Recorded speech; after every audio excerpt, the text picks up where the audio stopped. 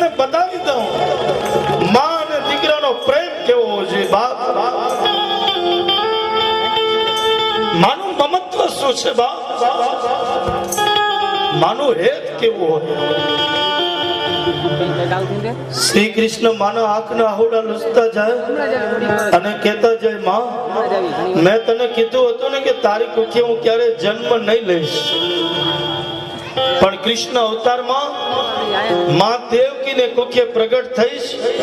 માં દેવકીને કુખે જન્મ ધારણ કરીશ અને 11 વર્ષ 52 દિવસ હું તારા ખોડામાં રમીશ માં તારા હાથનું માખણ ખાઈશ માં અને તારા આંગણે રમવા આવીશ માં આજે 11 વર્ષ અને 52 દિવસ પૂરા થઈ ગયા વાલા હવે મારે ગોકુળ છોડી અને મથુરા જવાનો સમય આવી ગયો દરરોજ માં દીકરાને જમાડે